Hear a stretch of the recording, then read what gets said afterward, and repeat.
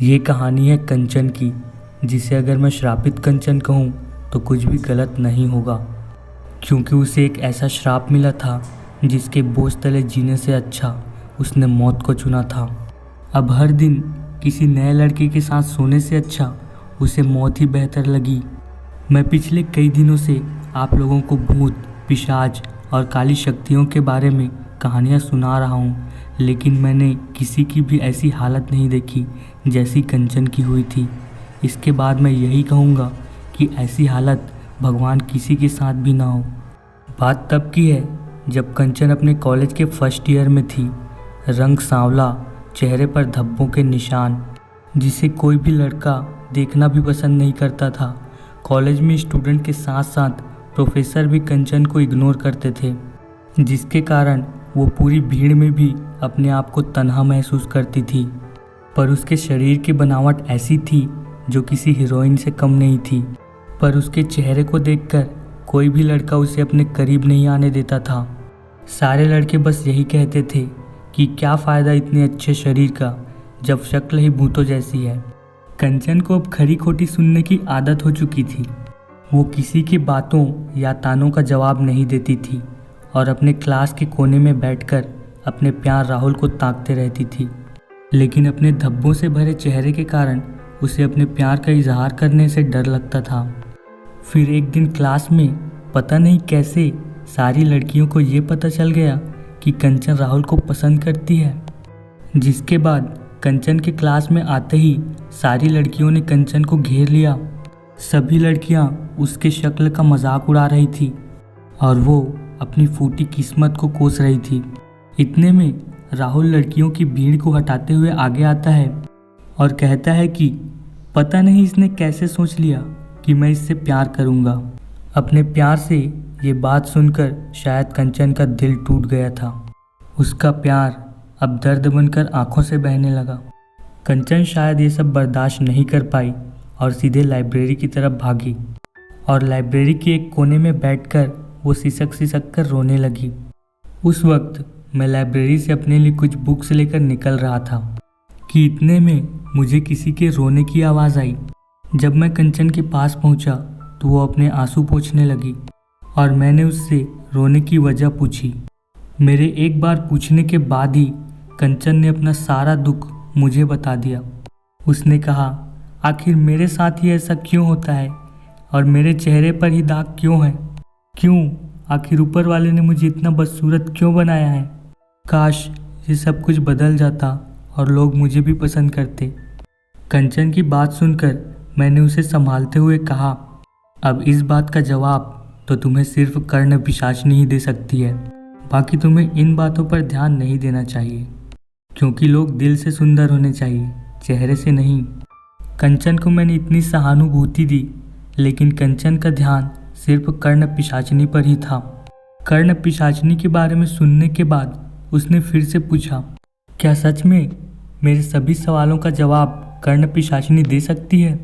हाँ, कर्ण पिशाचनी भूत से वर्तमान तक किसी भी सवालों का जवाब दे सकती है, लेकिन उसकी सिद्धि बहुत ही ज़्यादा कठिन होती है, जो तुम जैसे बच्चे नहीं कर पाएंगे। बस इतना कहकर मैं वहाँ से निकल गया। मैंने जाते जाते सिर्फ इतना देखा कि वो बुक शेल्फ में कुछ ढूंढ रही थी। मैं उससे पूछने ही वाला था कि वो क्या ढूंढ रही है, पर इतने में वो और भी अंदर चली गई और मैंने भी इस बात को इत्तेफाक समझा और अपने काम में लग गया। पर मैं जैसे ही कंचन की तरफ मुड़ा, वो वहाँ पर थी ही नहीं। अगली सुबह जब मैं क्लास अटेंड करने के लिए पहुँचा तो कंचन आई ही नहीं थी। मुझे लगा कि कल हुई बेइज्जती के कारण वो क्लास नहीं आई, लेकिन अगले कई दिनों तक उसकी वो सीट खाली ही रही। अब मुझे उसकी चिंता होने लगी थी। मैंने उसके पिता को कॉल किया तो पता चला कि कंचन पिछले कई दिनों से अपने रूम से बाहर नहीं निकली और उसके रूम से अजीबोगरीब आवाज़ें निकलती हैं। मैंने जैसे ही ये सुना, मैं दौड़कर सीधे लाइब्रेरी की तरफ भागा और मैंने जो देखा, मेरे पैरों तले ज़मीन खिसक गई। कर्ण पिशाचनी की सिद्धि वाली किताब गायब थी और उस दिन मेरे जाने के बाद शायद कंचन यही ढूंढ रही थी। अब धीरे धीरे मुझे किसी अनहोनी होने का एहसास होने लगा था।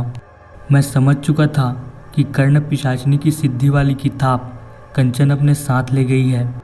उसने 21 दिन की कड़ी साधना के बाद आखिरकार कर्ण पिशाचिनी की सिद्धि हासिल कर ली। कर्ण पिशाचिनी अपनी भयानक हंसी के साथ उसके सामने प्रकट हो गई।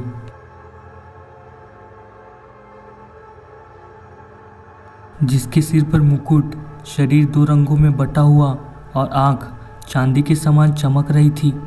कमर का निचला हिस्सा काले धुएं जैसा था।